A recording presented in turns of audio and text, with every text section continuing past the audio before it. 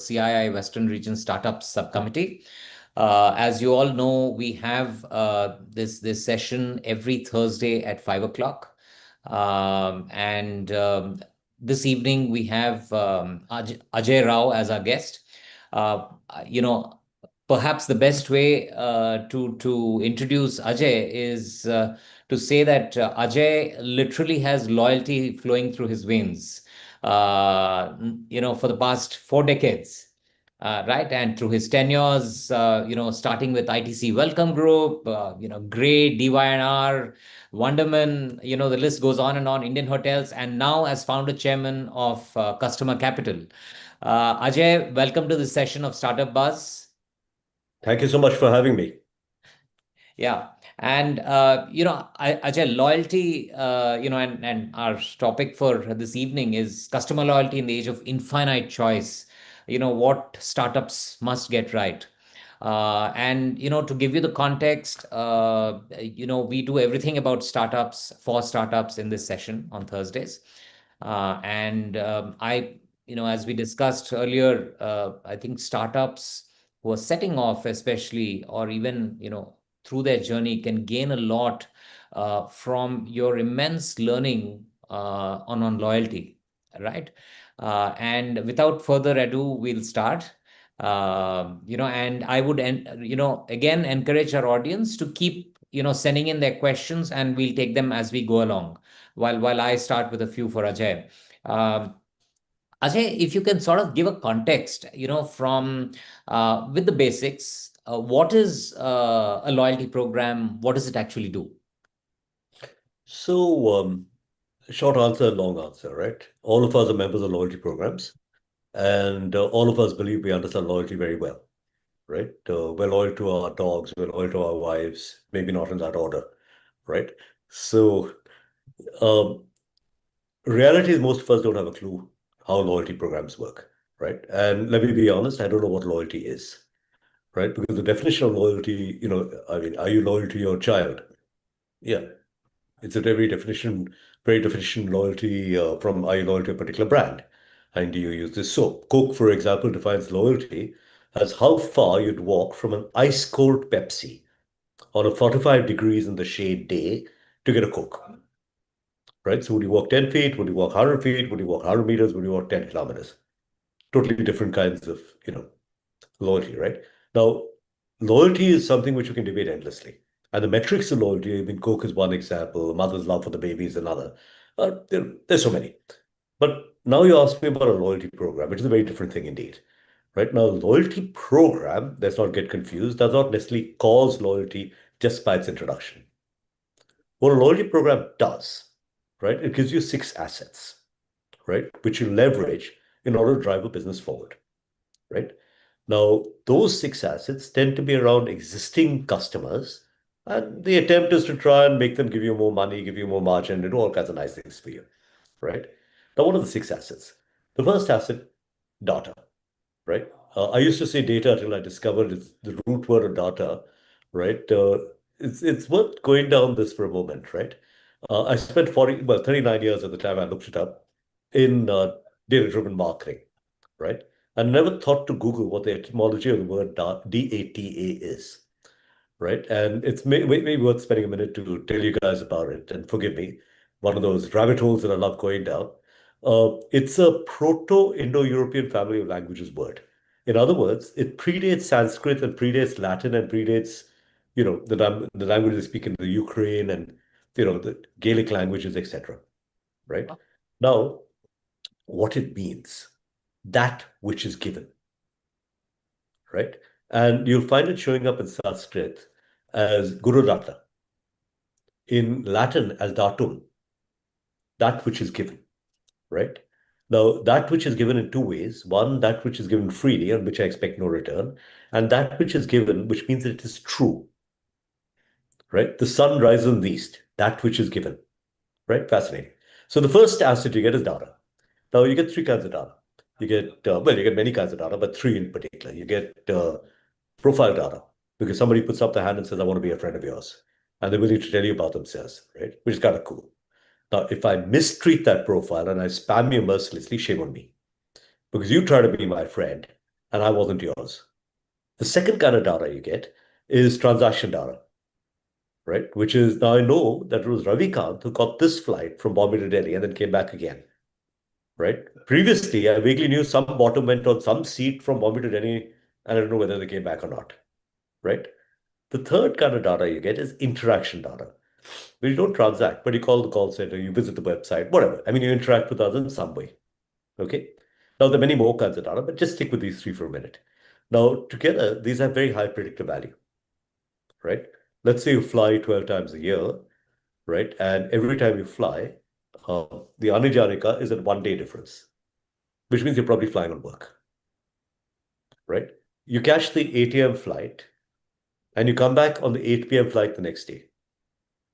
You're almost certainly going on work, right? You catch it 2 o'clock in the afternoon, you show to Goa, and you show up back home after a week.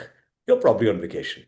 So the amount of data which you get when you put the two together, and let's say I figure that you live in pin code 26 in Bombay, right? Which means you probably live around Breach Candy or Kabala Hill, which means you're well heeled and you fly on holiday to Goa. Gives me a lot of information about you when I combine the data from these sources. And you almost never interact with us. So you're a good person. You like our service. You keep coming back and don't complain. How nice is that? Right? So the first asset you get is data, right? When I talk about an asset, I mean something which you leverage in order to get a return on investment. The second asset you get an ability to use that data via a comm channel that you own, right? Now you own this comm channel. Now, if you abuse it and you lose the value of it, you give up something which is very, very precious. Because this comm channel allows me to talk to Ravikant directly as opposed to through Facebook and Google. So I get to speak to you without paying the revenue tax which a Facebook or a Google would charge me, right?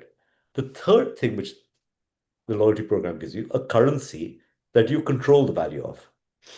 Now, you don't control the value of a rupee. When you give a discount, you're putting a rupee into your customer's pocket, which may not come back to you. When you issue your own currency, call it a point, call it a mile, call it whatever you want, right? A token, a bonus, whatever you want to call it, right? What you're saying, I promise to give you the value of this amount, same as the RBI promises to give you the value of a rupee, you come and present a rupee, right? Same thing. I promise to give you the value of this month, but you have to come back to me to get it. And you control the value of the currency, which means that Ravikant can decide that Ajay, who's a very valuable customer, gets for 1 rupee, he gets 1 rupee 50. As opposed to Rao, who's not a very valuable customer, for every rupee, he gets 50 paise. That's in Ravikant's hands. And that's your terms and conditions of your program. The fourth asset you get, and the ability to play that game for the value of the currency is totally in your hands. The fourth asset you get is the flip side, which is recognition, right? And I think the thinking around here, one of the questions being asked here, if she read, is it emotion or experience, habit, etc. Right? I think the ability to recognize, to say that you're special to me, right? Long snaking queue at the airport, right? Which is your normal getting onto a flight nowadays in India, right? Short queue. Because you're platinum status, yeah. So there's nobody ahead of you in the queue. Makes you feel good, right? You look at those guys, oh, poor guys. But me, man, I'm platinum, right? You follow what I'm getting at? I can make you feel special. Now, you could argue that, hey, would it be kind of cool to get 8 more people in 8 more counters and cut the queue? What for? I want you to suffer so that platinum guy, has that much more value. You follow? So that's the next asset which you get, which is recognition, right? Then you get another asset, which is if I can get you to care enough about the points, the miles, the currency, and I can get you to care about the recognition, I can get other brands to partner with me because they want that. So if you care deeply about your airline miles, you'll use your credit card, which is an airline co-brand card, to earn those miles. If you care about your airline status, you'll use your credit card to earn the status, right? So now I've got a profitable, because now I can sell those miles, I can sell that status to the airline, right? And sorry, the credit card company. The airline can sell it to the credit card company, and the credit card company feels it's worth buying it because they'll sign on Revi cards, so they'll spend lots of money through them. Hallelujah, right? So that's the fifth asset you get. Now, as recently as until 2 years ago, I believe that was it. right? And these are the five assets. And I wrote various articles and I taught various courses. And then I started Customer Capital. I realized the sixth asset, and this is perhaps the most important, the one ring to read them all, as it were, right? Uh, which is the competence, the Mm. ability to use these five assets effectively. Because it's like flying a plane, right? There's so many things you got to worry about. And if you do this with your recognition, this impacts that on the rewards. If you do that with the rewards, it impacts the profitability of your program. And the ability to do all the stuff using the data in order to, so many years ago, there's, you know, Piyush Pandey, legendary advertising, absolutely brilliant guy. You probably knew him, Ravikant, right? Yes, of course. And a lovely guy. Thank you. So for my sins, once I was called to present at a conference, right? And they put Piyush soon after Piyush. Thanks. So Piyush is going to talk about advertising, and Ajay is going to talk about loyalty and data-driven marketing soon after him, right? So, right, thanks. That's really fantastic, guys. So now Piyush, I don't know if you ever attended any of his lectures, but they're absolutely brilliant, right? He had this big burly guy, massive mustache, and he'd stand on the podium like that, and he'd have a drink in his hand, and he'd say, give one cricket analogy, and say, "Arey, usko to sixer." Oh yeah, and then he'll show one Fevicol ad. And then he'll give another analogy and he'll show the Vodafone ad with the little pup running behind. You remember all those ads, right? The Fevicol ads and what legendary, right? And just brilliant. And the audience is absolutely blown. I'm next, right? And I'm going to talk about data and without even telling you that it's actually data. And it was so what do you do? I'll tell you what you do, Ravikant, and this is the critical one, right? See, if you got a Piyush Pandey, bless him, he's no more now, but if you were able to hire him, bless him, because his genius is such that he doesn't need a guy like me. But for 99.99% of humanity, the data tells you what works and what doesn't. And by God, that I can eat anybody's lunch on. Because the ability of the loyalty program to use the data effectively to drive the business forward, right? Now that's what you do. Now, Rebecca, this is actually what we're in the business of, Mm. which is using these assets to drive the business forward. Now, what does drive the business forward mean? Revenue, margin, retention of customers, reduce CAC, the list goes on, right? Activation, cross-sell, upsell, all kinds of win back, right? A loyalty program gives you means to do that, Yeah. right? That's a bit of a long answer to a short question. But as I said, once you've decided all this, and that's what a loyalty program is going to do, then you can define some of those metrics as saying that, okay, that's what loyalty means here. Somebody gives me more than X lakhs per year, he's very loyal to me, right? No, Somebody who uses me, 3 out of 5 times is loyal. You follow? very, very insightful indeed. And for those who are attending, I'm sure there's a lot to gain from this. How Ajay, to help guide a lot of startups, how do you create a lot of you mentioned at the beginning of this discussion that most of us here are members of some loyalty program or the other, but that's as customers. Whereas for a lot of startups, they're starting off. So, what would your advice be on how to create a loyalty program business? So, see, I think a lot of people will say, well, until you get to a certain size, don't start a loyalty program, right? I think that's crap, right? If I were you, if you're doing a startup, right, bearing in mind what a loyalty program is, start it even before you start your startup, right? I've actually launched businesses with a loyalty program. Start the loyalty program and launch the business on the back of that. Let me explain. See, all businesses have some combination of rational and emotional reasons why to buy, right? Some of them are more rational, some of them are slightly more emotional. But if you take almost any brand, right, it's combined of a core benefit and some kind of added values around it, right? Core benefit washes you, right? Makes you clean. Added core benefit, it smells reasonably nice. Added value, soap on the film stars. So even I'll become like a film star because I use this soap, right? I mean, that's the dream, the whatever, right? That's the added value. Almost all businesses have something like that, right? And Yeah. I know a lot of brands are DDCs and all, but they've all got something along those lines. There's a clothing brand. Core benefit is it makes me look nice. It's comfortable. Added value is that people who see it will say, oh, wow, wow, this guy is something else here. or I'll look at myself in the mirror and say, oh, I'm a great person. Whatever, right? There's some kind of combination. Okay. Now, as you start thinking about that and you say, this is what I'm going to stand for, this is the purpose of what I do. The loyalty program needs to support that purpose. Now, you can make it totally transactional, right? And you can say, look, you'll get points, and those points convert into some kind of repeat discount. You're leaving money on the table. You're leaving power on the table. The loyalty program can do two things with your brand, and usually it's in between. One extreme is the loyalty program can be above your brand. So my brand is United. My loyalty program is Premier Miles. It's above my brand, right? It pulls my brand up. Another is you can be below your brand, where the loyalty program is the shallows where the deals get done, right? The dirty underbelly of marketing, right? Typically, a loyalty program supports the brand and works both above and below, depending on the tier, depending on how you play the game, right? So as you think about your brand, and you say, okay, let's give me an example. Just give me an example of a brand, and we'll talk about how you could do a business around that with a loyalty program. Uh, Unless somebody wants to what type an about example, we can use that, yeah? a cosmetics brand? Let's say. Cosmetics. Okay. See, let's think about cosmetics. Sorry about this cold here. That's on this flight, as I was saying, and it's really slammed into me. Sorry about that, yeah. So let's take cosmetics. Now, let's assume that you're a cosmetic brand that's about to launch. Now, what is your fundamental promise? You're going to make somebody look more beautiful, right? Feel better about themselves, feel more confident, self-confident, and also look nicer to other people, correct?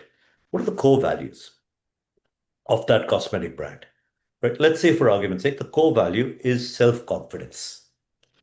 You launch a loyalty program. Now, see, I don't tell you I'm a funny man. Hey, Ravikant, I'm a funny man, huh? I'm a funny man.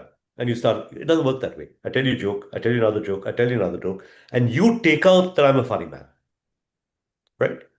So I need to establish with my loyalty program confidence in yourself. So what am I going to do? How am I going to think about the loyalty program to create those brand values for myself? So people put up their hands and say, yes, I want that. You follow what I'm getting at? Yes. Now, a part of it could be, I could give you some beauty points, right? And every point you earn shows how much more beautiful you are than you were before. So, Ravikant, sign on to my new cosmetic brand called Zip Zap Zoo, and Zip Zap Zoo will give you 100 beauty points. And those 100 beauty points, my friend, make you 100 points more beautiful. Would you like to sign on to my program? Well, I don't have a brand yet, but I've got a program, and that's a start. You follow where I'm getting at? I'm saying it a little facetiously, but I'm quite serious. Yeah. Right? We've launched hospitality programs before we launched the hotel chain in order to get people to help us co-create. In this beauty example, the cosmetic example, I could say I'm looking for 100 young women. Let's assume that I'm doing for young women who will help me define a brand which will make them feel better about themselves and help them make 1 million young women feel better about themselves because of the decisions they help me make. Right. Would you like to be a part of my loyalty program? Oh, by the way, I will give you a year's supply of my cosmetic brand, but you'll have to pay to be a part of my loyalty program. You have to subscribe. You'll have to apply. And if you're selected, you may pay me, 1,000 rupees, and your funding starts looking a little better. Hmm. You got 100 people who put up their hands and say, I want to be a brand. As a part of this, they get enthusiastic. You say, okay, now as my first loyalty member, you're a founder member, you may want to tell the world about this. Now, go ahead and tell people on social media about yourself. And here are 100 points. You can give these 100 points to people, and you may gift up to 10,000 points because you're a founder member, which means, 100 people get 100 points each. Bless them. And those 100 points, they can come and redeem for my new cosmetic brand. I'm making all this up on the fly. But it gives you a sense of how loyalty can be leveraged even before you launch the brand. Now you launch the brand. These 100 people come in. They say, okay, here's my 100 points. I mean, 100 points, 100 people who got 10,000 people. There are 10,000 people come in. Here's my 100 points. I want to use it. And Ravikant says, welcome to my brand. This is going to help you feel better about yourself. But in order to get the full impact, you may want to use us at least 6 times. And here are the inputs that you need. Oh, by the way, those 100 points, you can redeem them now. I'll recognize it. But if you hang on to them, along with the 100 points I'll give you every time you use this, You'll wind up with 600 points, which I'll make worth 1,000 points in 6 months from today. Do you want to hang around or do you want to go away? Some people will say, no, I want my 100 points and I want it now. That's fine. You didn't want them in any case. The others stay. And now you've got the beginning of a core business, which can be very valuable indeed. Yeah, Mhm. Ravikant, I'm using this as a example. Please don't react to the Yeah, example. The of kind course. of thinking we should do. Now, for the 100 people, you've got a fair amount of data. Chances are the 10,000 people who came later are people like them only, right? Right. Now, those people, you ask them two questions about themselves. What's your skin tone? Why are you buying? Why are you interested in a cosmetic brand? And somebody says my skin tone is fair. Somebody says my skin tone is dark. And why are you buying this cosmetic brand? Because I want to look beautiful, because I want to feel self-confident. Now they've told you how you need to talk to them. When we were younger, right, boy takes girl out. In our time, unfortunately, dating wasn't a thing, right? And so the odd time we actually got a chance to, speak to a woman one-on-one before we got married, which was like maybe once. We spent that entire 1 hour trying to convince them how clever we were, right? But imagine we'd spent some time learning about them, and they told us that, this is what I think is valuable. This is what then you could have done a much better job of positioning yourself, right? Which is Sure. what I'm hoping dating looks like today, where the youngsters will get to know each other and then, speak into each other's interests. And it's very similar to that, isn't it? Now, you told me that you're dark and you're concerned about your looks. Okay, let me build that confidence for you. You're fair and you just want to look better because you already know you're very good looking or whatever the heck it is, right? I can personalize, right? Right. No, How to that's start thinking about loyalty. and Ajay, I am going to start picking up questions from the people who've logged in, and there are lots as you can see. Um, what are the non-negotiables every startup must get right in the first 100 customers? For a startup, very relevant question. That's a tough one. So I've done several startups, right? And I think the answer is it depends on the startup, right?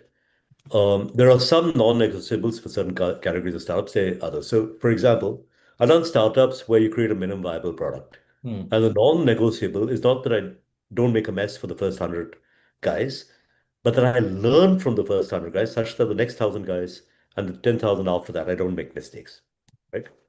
That's one kind. Another kind of startup where, take customer capital, for example, where each customer is so big, you can't take risks.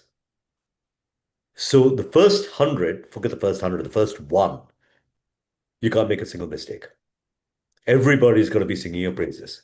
So I think the answer is the non-negotiables depend on the context and where you are in the start. Sorry to give you a non-answer, but to help you start thinking about it, right? If you believe you've got a million customers, use the first 100 to learn from. If Hmm. you believe you've got 20, use the first one onwards not to make any mistakes at all, right? And try and get it right from the first one. Yes, that is kind of one way to think of it. There are many other ways to think about it, but I hope that was helpful here. Yeah, I think Ravika. so. And would you link this answer to the first question, which is in an age of infinite choice, which is what we all have? What is the single biggest mistake startups make while trying to build customer loyalty? Uh, Believing that there's infinite choice. believing that there is infinite choice. There isn't. Let me be honest, right? Let's be honest, you and I, right?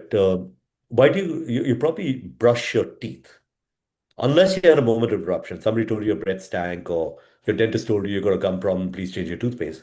The chances are you brush your teeth with the same toothpaste your mom gave you when you were, in a single digit number, age number, right? Correct. It doesn't change. Probably Colgate, right? Because 60% of people use Colgate even now in these troubled times, right?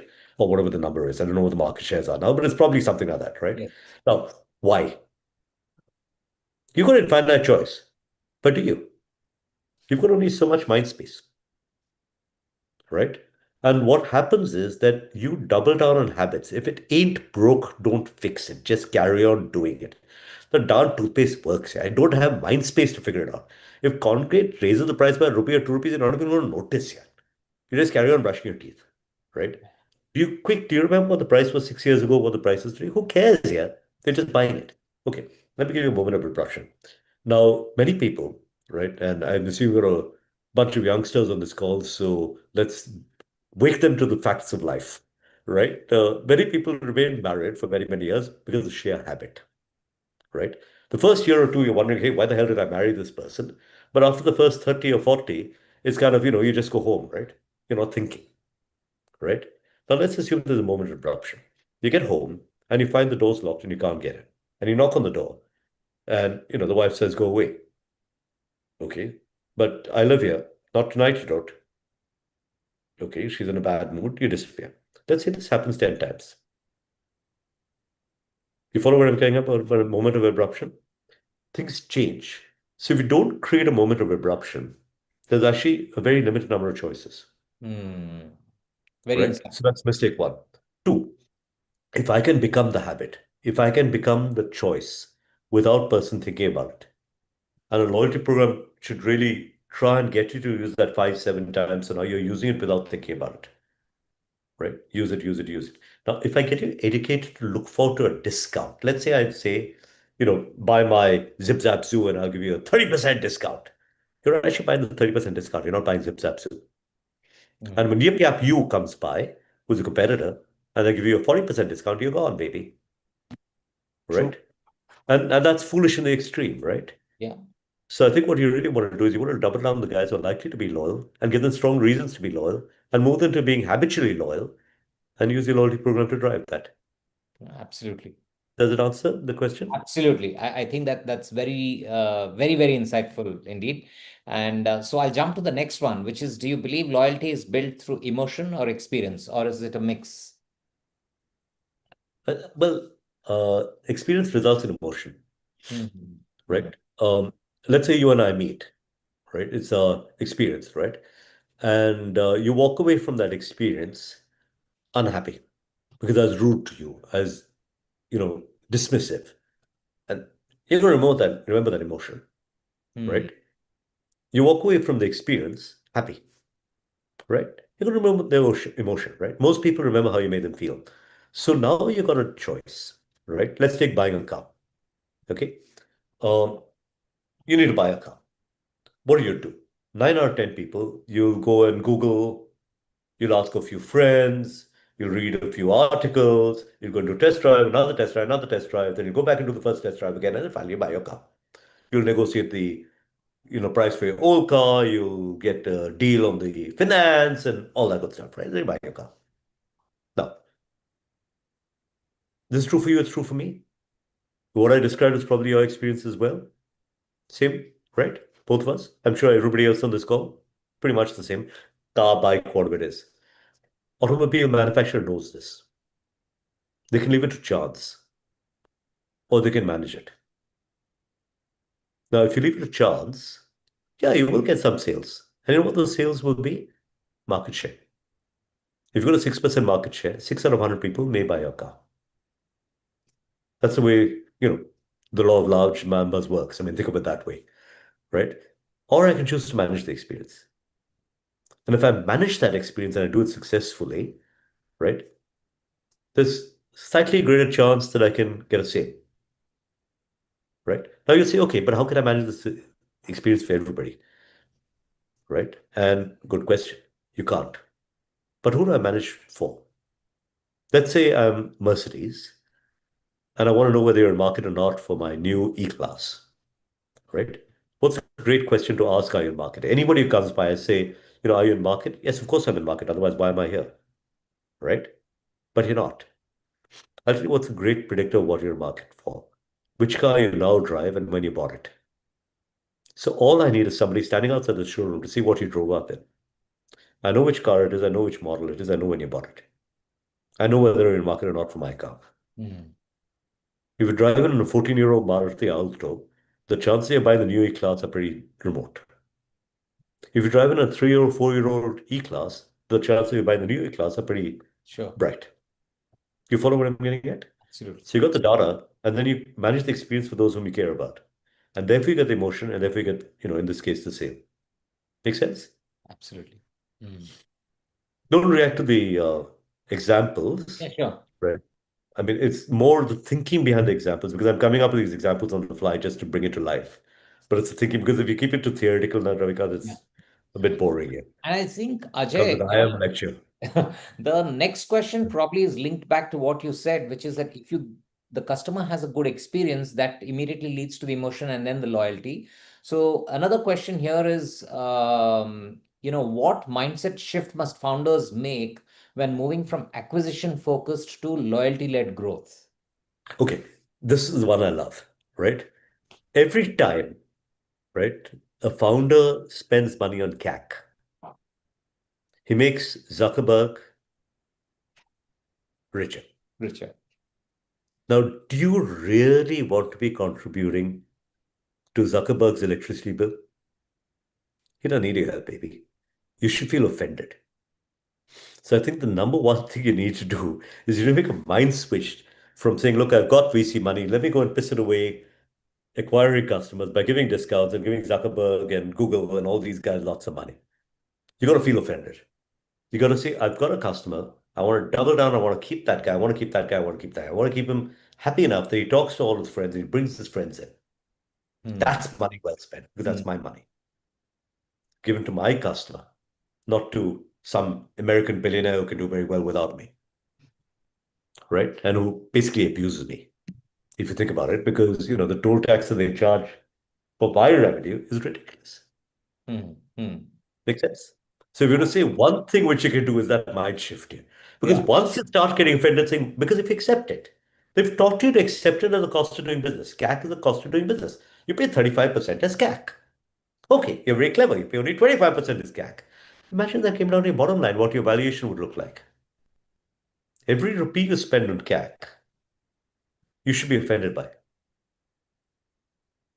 unless it's a truly new customer. Now, a lot of brands and a lot of marketing people actually spend a lot of money in requiring their customers. Hmm. So what happens is you make a mistake, you give me your name and your email ID and your mobile number. And by way of saying thanks, I spam you mercilessly because I feel you must hear from me 5 times a day, otherwise you'll get lonely. By the time you've heard me a couple of times, you're saying, okay, boss, maaf karo, I'm tired of this guy. And you put me into your spam folder or you D&D me or whatever the hell it is, right? Anyway, you tune me out. Now I can't talk to you. Though you're a customer, you may be buying from me regularly, but you said I'm paying a pain in your rear end when it comes to the conversations. You don't want to have a conversation with me. How do I talk to you? I go and pay Zuckerberg again. Right. So when you get the data, treat it with respect, Hmm. right? Don't abuse people, right? Then they want to be afraid. They just don't want to be spammed, right? So that a bit is the my little lecture for the day because I find a lot of people feel that the more I communicate, the better it is for me. And then you get a 1% open rate or 2% open rate on emails, which means you get a 98% ignore rate. Right. And if Ravikant ignored me, nothing happened to his life here. It carried on being exactly the way it was. So he's been educated to ignore me, which means that now if I want to talk to him, I'm going to pay somebody else here, a billionaire who needs no for the money from me here, but he's getting it anyway because I've been incompetent. You should feel Absolutely. offended about that, Yeah. right? Any customer you educate to ignore you is unacceptable in your mind. It should be because he's an asset for you. Expect a return on your investment. And would you abuse an engine that you bought? Let's say you bought some motor to run your factory and you beat it up 5 times every day and then you didn't put oil into it. And every time you passed it, you kicked it. I mean, and then it stopped working, right? Not a great way to spend your investment dollars, is it? Because that's what you do with your customer database. And it's no less an asset than the machine in the factory. No, absolutely. And another question, sort of, I think adds one more layer to this. What early signals indicate that a startup is building real loyalty versus repeat purchase? So, inherent in this is an assumption that while there is repeat purchase, that is not necessarily loyalty. It's an interesting question, I thought. What early signals indicate that a startup is building real loyalty versus just repeat purchase? So when we started this, I told you I don't know what loyalty is, right? Yeah. I'm a loyalty program expert. Right now, if you define real loyalty as the person gets a nice warm feeling every time he thinks of me, right? Maybe repeat purchase doesn't qualify. If you think real loyalty is out of 10 purchases, eight he uses me. Not, he's willing to use me nine, right? And that's how I define real loyalty. So be it. Now, when you're creating loyalty, but now to build a little on the question because I was being a little unfair in the answer, but let me be fairer now, right? See, I think there are two parts. One is, am I making a conscious choice or is it just habit? Now, Hmm. Colgate, for example, probably has no brand value left in your mind. It's just habit to using it. Are you any less loyal? You're not any less loyal, right? On the other hand, if you're saying that, look, I want you to be emotionally committed as well as using me as much as possible, which is the perfect state to be, hallelujah. However, if you're emotionally committed but don't use me, for example, I'm deeply emotionally committed to a citation jet. Hmm. There's no chance in hell I'm going to have one. It doesn't help citation very much, does it? You follow what I'm going to get at? Yeah. So what I'm saying is that you have an opportunity to say there's an emotional dimension and the rational dimension. The rational dimension, if you will, comes in the form of repeat purchase. And the emotional dimension works in some kind of getting a nice warm feeling. But in some brands, there is no warm feeling. Toothpaste. I mean, I can't feel emotionally committed here. I mean, you clean my teeth, my mouth smells nice. Okay, fine, yeah, let's move on with our lives, right? What do you want me to do? Have a touching moment with my toothpaste tube? I mean, I get locked up, right? Do you follow what I'm getting at? Yeah. On the other hand, some things, like for example, I had a jacket, right? Every time I put it on for a meeting, I'd feel more confident, right? And I'm as cold-blooded a brand person as you can get. But even someone like me, somehow that jacket, I had a bag which I had for 18 years. And every time I'd see it coming down, the conveyor belt after I got on the aircraft, my bag's here. Nice warm feeling. So, I mean, things can get you to feel that way. You follow what I'm getting at. Of course, you don't have the bag manufacturer because I'm not buying another one 18 years. I use the same one. But you follow what I'm getting at. There is an emotional dimension, there is a rational dimension. And sometimes the rational dimension is what drives the till. And the emotional dimension may or may not be of help. Ideally, if it is of help and it helps double down on the rational, nothing like it. If it doesn't, right? I mean, you have people who are emotional about you but don't buy, not very helpful here. You still got to pay salaries, right? And the Absolutely. emotion will help pay for it. So it's a bit a balance in how you do it. Yeah, that's Sure. trying to, No. yeah. Yeah, thanks for that. And another question that's popped up here is how can startups practically use data and AI to predict and improve customer loyalty without big budgets? Okay. So, okay. I need to tell a story because I can't resist. So I was packed into data-driven marketing in '86 by Mr. Yogi Deveshwar, who was Yogi the Devesh. Yeah. Yogesh Chandra Deveshwar, who was the legendary chairman of ITC. At that time, he was merely the head of the hotels division, and I was the only guy in marketing who knew how to write code. So he said, "Loyalty, loyalty, jaake pata kar rahe." And so 6 month assignment became a 40-year career and still counting. However, when he packed me off, he gave me a budget to create a database, right? But there's no budget to do anything with that database. So I went and spoke to the marketing guy and said, I've got a database of people who, stay in our hotels and they love us and we need to talk to them. And the marketing guy said, well, I don't have a budget for that. In those days, you need to understand it was a bit before everybody else's time. We were the first direct marketing client of O&M Direct, right? So Sridhar's first client, as it were, right, in India. Yeah, if you remember Yes. Sridhar, the Yes. legendary. Yeah. Of course. So there was no budget. So then I went and met with the guy who ran operations and can you give me a no, I can't give you a budget. I went and anyway, net I couldn't find a budget.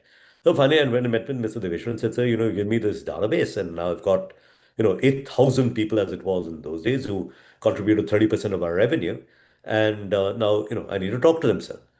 And Mr. Deveshwar decided that this was a matter for the ITC board. I mean, Mr. Deveshwar sometimes was quite peculiar. Many, many, many years later, I realized why he did that. Uh-huh. But so he packed me off to go and meet with the ITC board. I was 23 years old and, had to keep going to do so. I was so nervous, right? Anyways, so in between breaks of doing, popping into the loo, right? I finally got summoned in to meet the directors with my boss. Now, my boss, whom I consider a very old man at the time, was all of 34. And I think he was even more nervous than I was because if you count the number of visits to loo, his was 2x for mine, yeah. Right. So I think we're both of us two very scared young men going to meet all these legendary guys with the old, ITC accents, those guys, and we packed in to see them. And no sign of Dovishwar, yeah. So our boss is nowhere in the room, yeah.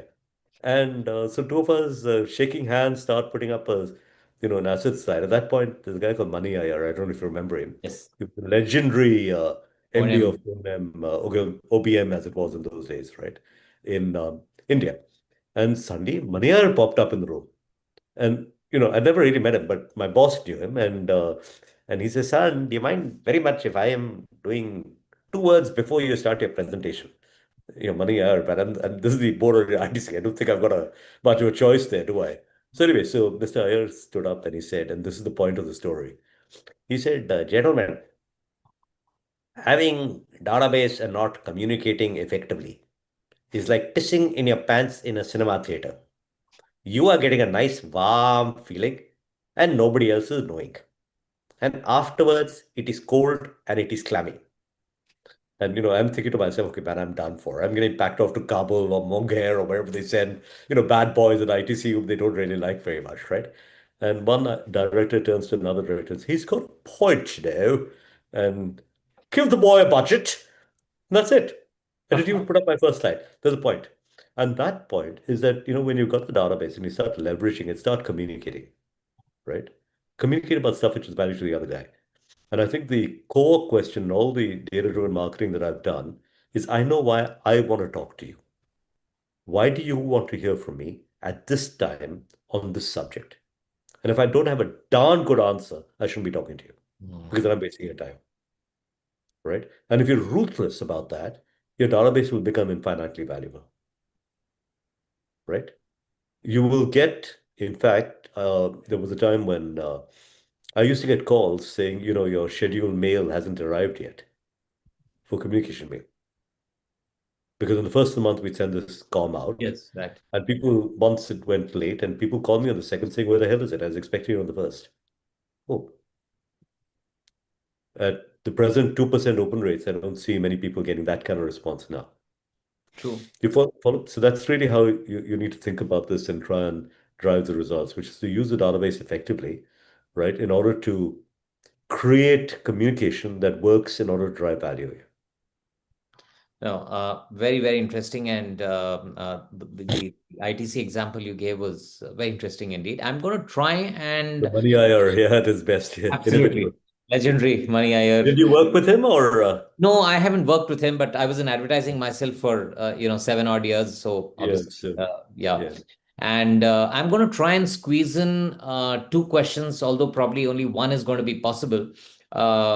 We have one which asks, what's the right way to win back a customer who's already left, who's churned Okay. out? Yeah. So in many ways, it depends on why the person left, right? Now, there's involuntary and voluntary churn, right?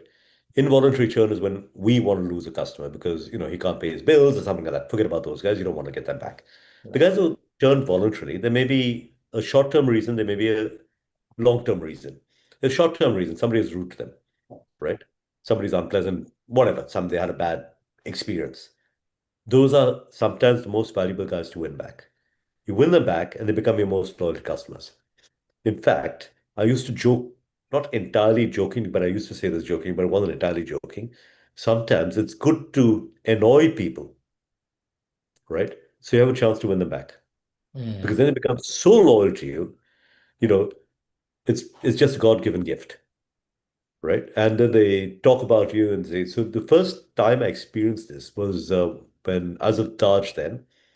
And this guy, and I'm talking about 2004, 2005, right? Before the internet became what, we now understand the internet, right? It kind of existed, but no social media and all that stuff, right? The guy has a bad experience in one of the hotels and he writes to me and I write back and I say, well, this is what we'd like to do and we're really sorry that happened. Here's what we can do, right? And this went back and forth and back and forth and back and forth, about 10, 12, Mm. things back and forth. And then at the end of it all, he sent me uh, what had actually been happening, right?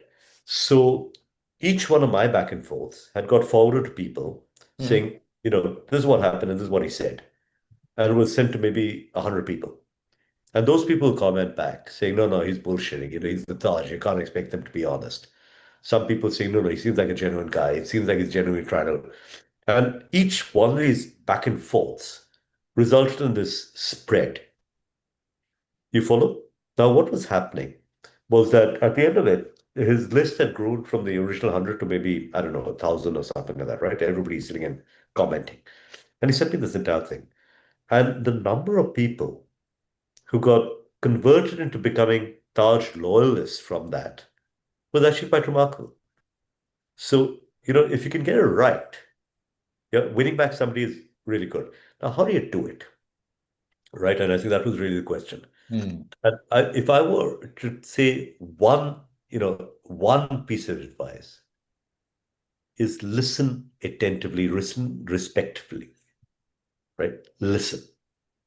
So if I say, Ravikant, can you please tell me what went wrong? I'd really like to understand that. A lot of the time, all you want to do is vent, right? You don't really want to get your money back. You don't really want me to give you compensation. All you want to do is somebody to bloody listen. I wanted to be loyal to you. I came and gave you my business, and then you behaved in this manner. You give me a bad meal. I just want to tell you about it. Listen very patiently. Say, okay, how can I make this up for you? No, no, you don't need to make this up for me, but it must never happen again. So here are three things I'm going to do to try and make sure it never happens again. I can't guarantee, but I can guarantee I'll do what I can do. Would you give us another opportunity? Yes, of course I would. Can I compliment? No, no, please. You've listened to me. I'm really grateful. Listen. That's all it takes. Give respect. And when I'm saying listen, listen effectively. And one of the things I do in listening effectively is repeat. So, sir, you said when you sat down at the table, the waiter didn't come by for at least 15 minutes. Is that right, sir? Yes, at least 15 minutes. I'm terribly sorry about that. 15 minutes is obviously unacceptable, sir. And how to go after that? You follow? That's what I mean by listen effectively. Hmm. You're giving the person the respect. At the end of that, because they've been hurt, very often they're more than willing to, now they're feeling sorry because they've been, you know, difficult. And now you understand. And now they suddenly want to be your friend. Now you want to be their friend. So everybody's happy. Yeah. So, Absolutely. makes sense, Ravi? So much of interesting learnings to share, and I think what made it more interesting are the little nuggets that you had, right, over the past for 40 years. Ajay, we've run out of time. And we are in a unique situation where I have so many other questions left. I hope that sets at rest the doubt that you had. Was it, whose popularity was it that's brought in 200 plus people onto this platform? Thank you all. Ravi, if I may make an offer, please ping me on LinkedIn and just AJAYROW. So there are not that many ROWs out there. If you just ping me and you send me the questions one to one, I will try and respond as best I can. Yeah. So just feel free. I mean, I'm sorry we've run out of time. I perhaps took a little longer on answering than I should have some of the questions. I apologize for those whose questions were unanswered. But just ping me and I'll do whatever I can. Yeah. Is that okay, Ravika? Absolutely. Thanks very much for that. I think that will help. Thanks very much, Ajay. And Thanks for having me. Thanks for having me. And thanks everybody who joined. I do hope you found it useful. And as I said, just ping me. I mean, I'm more than happy to share whatever little I've learned here at any Absolutely. given And time. to our audience, thank you very much for joining in. To remind you, the Startup Buzz happens every Thursday, 5 p.m. And, we look forward to, joining us again the following Thursday. Ajay, thank you very much. Absolute delight Thank you having. so much, Ravikant. Thank you. Thank you for having me. Cheers. Bye-bye. Bye-bye. Bye. Cheers. Bye.